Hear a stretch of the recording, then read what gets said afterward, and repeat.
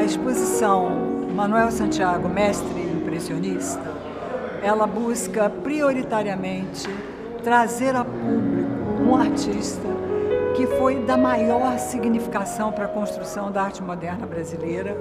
Eu considero ele o pioneiro dessa trajetória da arte moderna e ele não é muito explorado, ou seja, no meio culto, nos colecionadores, naqueles que conhecem o valor da obra, ele tem o seu campo, ele tem toda uma possibilidade de ser reconhecido e de ter todo o credenciamento que ele merece e tem. Mas o público em geral, porque o público é muito movido por uma verdadeira propaganda, a propaganda dos modernos, a propaganda dos contemporâneos, a propaganda dos pós-modernos. Ela não vai descobrindo os verdadeiros valores que serviram de alicerce para a construção de toda a nossa trajetória, de toda a nossa modernidade. E Manuel Santiago é um desses nomes. Manuel Santiago, ele foi pintor, formado pela Escola de Belas Artes, e eu destaco que ele fazia parte do curso livre.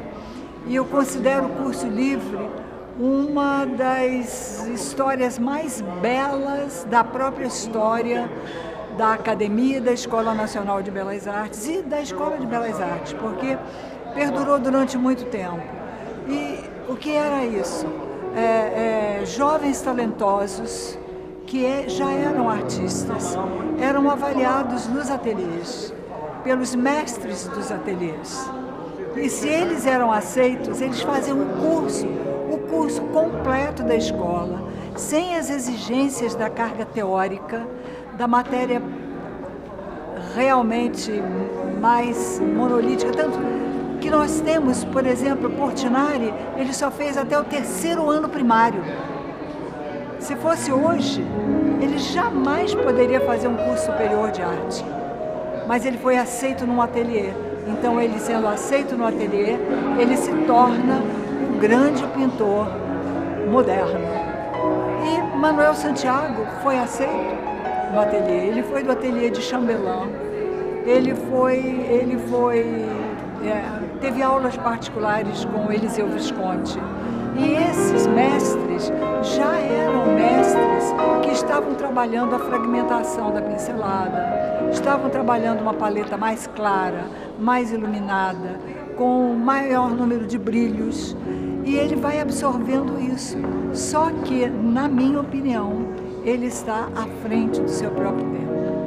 Eu creio que uma das provas mais emblemáticas é quando você observa as pinturas dele do final da década de 10, em que ele já chega à abstração. Ele foi o primeiro pintor abstrato brasileiro, sem sombra de dúvida. Num momento antes da viagem do prêmio que ele recebe no Salão e que passa 5 anos na França, em Paris. Antes ele já era abstrato aqui. E mais do que isso, ele influenciou uma quantidade de artistas que tinham a sua base na pintura dele, porque ele viveu 90 anos e durante esses 90 anos ele pintou. Ele tinha um domínio de pintura.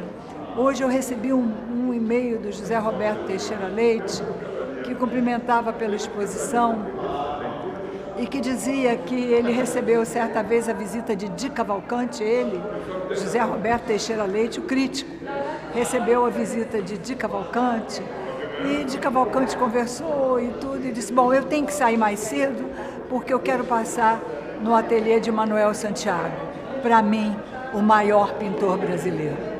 Então, é o reconhecimento de um Di Cavalcanti, que hoje nós colocamos. Di Cavalcanti realmente fantástico, realmente prodigioso, mas esse fantástico prodigioso, ele referencia o Manuel Santiago, na opinião de juízo dele, como o maior pintor brasileiro. E o que estava faltando era exatamente nós trazermos dessas coleções particulares, que ficam ocultas, nos acervos escondidos daqueles que conhecem, que apreciam e que sabem o valor, mas que o público não tem acesso para ver, não tem acesso para descobrir e para ter o impacto dessas obras num tempo que foi um tempo tão recente à época, 1910, 1920, antes da Semana de 22. Antes da Semana de 22, antes da Semana de Arte Moderna, Manuel Santiago era moderno. Então isso precisa ser visto, isso precisa ser dito, mas mais do que tudo, isso precisa ser contemplado. Essa emoção da obra precisa atingir a esse público.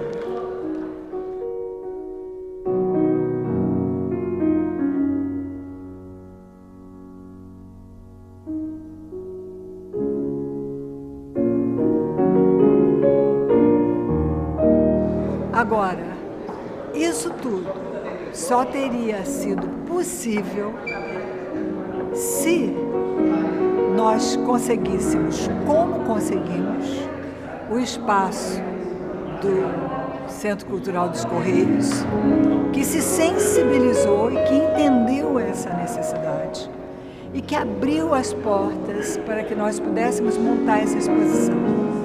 E, acima de tudo, a produção da dupla, que realmente é uma dupla imbatível, que é capaz de ir em todos os lugares, cavar todos os colecionadores e trazer o que eu considero de melhor para que o público possa ver. Essa exposição, ela teve um conceito de apresentar a obra em alguns núcleos da produção do artista.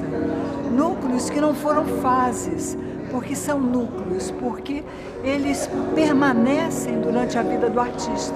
Por exemplo, nós temos os abstratos dele de 1917, 1919, mas nós temos abstratos dele na década de 50, em 1957.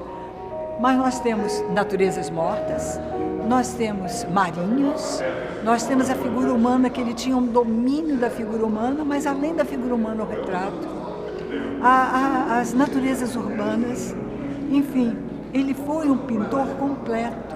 Ele não foi um pintor que se debruçou apenas para explorar um tema. Ele foi um pintor do ar livre. E exatamente porque ele era um pintor do ar livre, ele, quando chega do Prêmio de Viagem da Europa, em 1932, ele vai para o Núcleo Bernardelli ser o grande instrutor, o grande mentor, o grande mestre do Núcleo Bernardelli, de Pansetti, de Milton da Costa, de Edson Mota, que são todos esses nomes que são referências da nossa arte brasileira. Mas quem estava ali, exatamente discutindo a questão da luz, do ar livre, porque eles eram pintores do ar livre, ninguém menos que Manuel Santiago, o grande pioneiro da arte moderna, o nosso mestre impressionista.